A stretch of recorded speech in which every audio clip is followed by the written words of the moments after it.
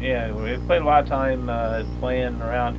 I know I think it was our second or third show was with you guys, Right. Government Issue, up at City Gardens in New Jersey. Yeah, yeah. With, I think, Dag Nasty might have been on the bill. Maybe it was pre-Dag Nasty. I think it was, let's see, at the City Garden show. Trying to think. The old memory. Maybe it was one of the bands from Canada. What was that band from Canada? The Doughboys.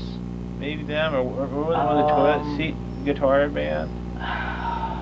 Trying to think. The other side of Canada.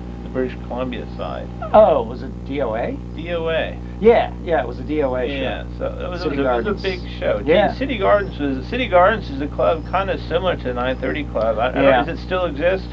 I don't think so. I think I see a lot of stuff on a MySpace page about it, and people have clips of like things and stuff and all that. Like if you look up things, but a lot of bands definitely played there. They were like they could be probably considered like the CBGBs of Jersey or something or whatever. I mean, there's also Maxwell's out there and stuff and whatever. Yeah, but we've all played Maxwell. Yeah, Maxwell's is an awesome little place. But the City Gardens, interesting. You know, there's so many clubs around the country, and you and I both played. Yeah. You played more than I have, but like in some other clubs, like a great club I love playing was Bogart's in Cincinnati. Yeah, we did one show there. Oh, you did? That's yeah, it. We did one show there. That's the only time we ever played there. We Cincinnati. played there once.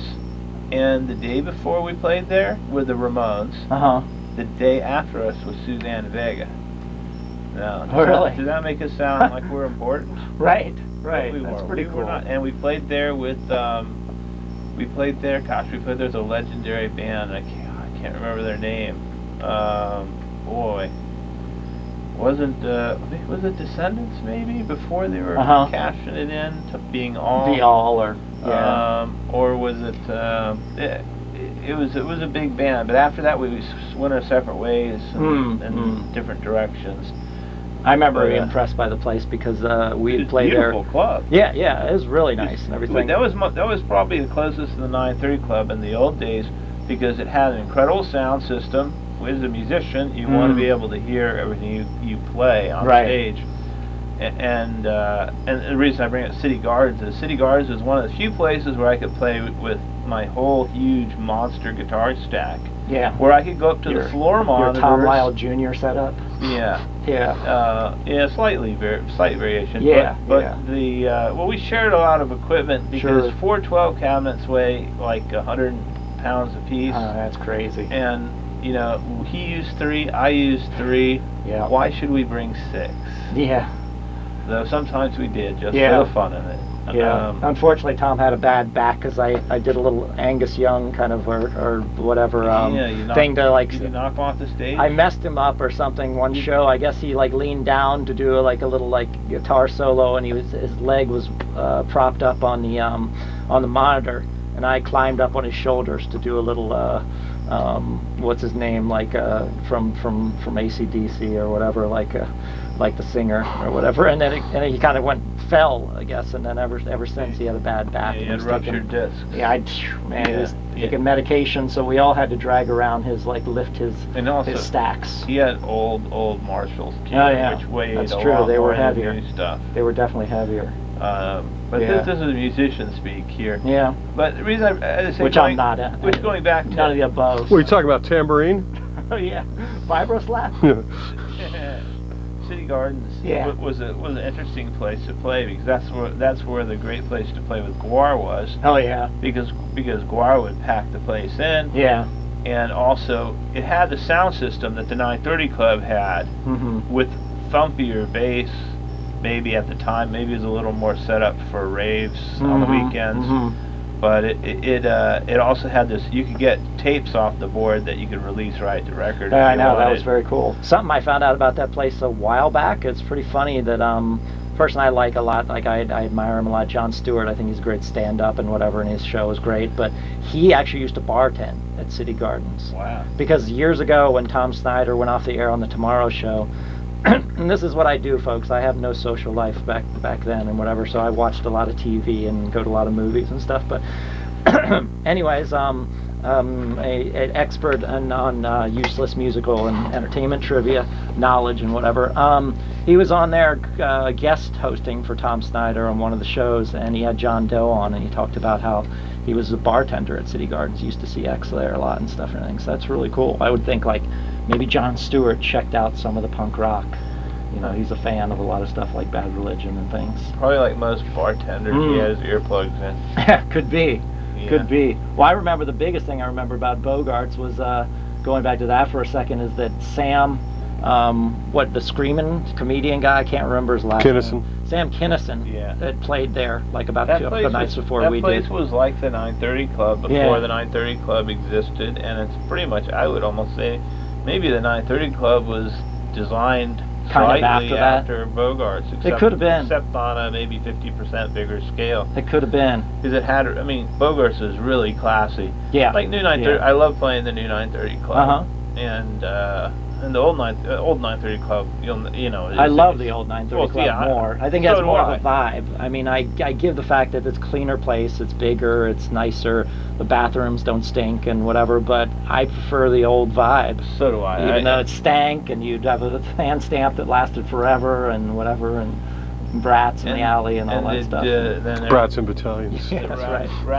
Rats on the pipes in your dressing room. Rats falling on your pizza. And the funniest part, in your dressing room, they had pipes that ran through your dressing room. Yeah, there was a lot of pipes in the dressing room. On the pipes. Put those bands that played there. And in D.C. here, we have Route 66. Yeah. And there'd be a pipe and then a hole to the next room. Yeah. And then right above it, it would say Rat 66. It was really cool. And a rat would just walk on by on the pipe. Like Exactly. Interstate 66 for rats. I love the vibe of that place, the old 930. There's nothing. We were like, that was the DC's interpretation of like CBGB's. Seth, I have to thank you. You paid the best rats. Yeah, it's true. There. He hired the best. The rats there were the ones the that best. like would fall on bands' pizzas and stuff and all that. Should we go into Boris the Spider for the hell of it? Okay. Sounds good. This is one of my favorite MFD songs, and I couldn't get out of here without hearing this song again. A cover of John Entwistle from The Who.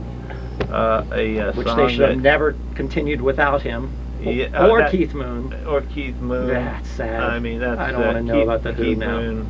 Keith Moon was one of my gods. Oh, he is a god. And so was Entwistle. And so Entwistle, his bass playing is, I mean, he could play bass faster than anybody. He's amazing.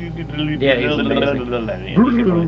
I mean, and he used like 3 or 4 fingers and just. He was the best. And he got the best. If you listen to the old Who records, the sounds of the bass are unparalleled. Yeah, he's an amazing guy. One thing people, when they did the recording of My Generation and they did the bass solo, he went through 4 basses to make that. Yeah. Because the strings back then were unavailable for the Dan Electro bass. He's a Dan Electro, a Longhorn bass, and every time he broke a string, he had to buy a new bass. So that is how, if you ever heard one of the Who Sell Out, where they have little commercials in between the songs, it says "Hold your group together with Rotosound strings." Right. And the reason is they worked with a string manufacturer to make guitar strings that were good. That he could deal with. Yeah, exactly. They were made specifically for him, and Rotosound, which is the bass strings that I use on my bass today, even, except when I have an endorsement, which I have right now. Yeah, but, awesome. Rotosound. We never got an endorsement. When I got, not even from Joel Colo. Joel Colo is everyone's. Yeah, well, they thought I'd be the perfect sponsor for that. Bouncing around on stage. I said I wouldn't drink the stuff. I'd just fill it with water and go like, "Hey, look at me! Sell out!" But there's some fun. The Who stories. I mean, being a musician, you read a lot of books. And the Who are just one of those bands. They are amazing. Are amazing. And this is a cover of a John Entwistle song, considered Pete Townsend wrote 99% of the material. Another song that John Entwistle wrote, which is a great song, was Heaven and Hell. Yeah. He also wrote My Wife. He has some great stuff on his own. I don't know what else he wrote. Well, if you're ready, a great solo album too. Sean, you can go ahead and play this song. This is a pretty straight cover of. This is a pretty straight cover of the song, and it's kind of just sounds like MFD, our band, which is kind of a pop punk band. You guys are great. And a lot of people, a lot of people today say, "Oh, you sound like Green Day," or they sound like you. They sound like us, or other other bands like that.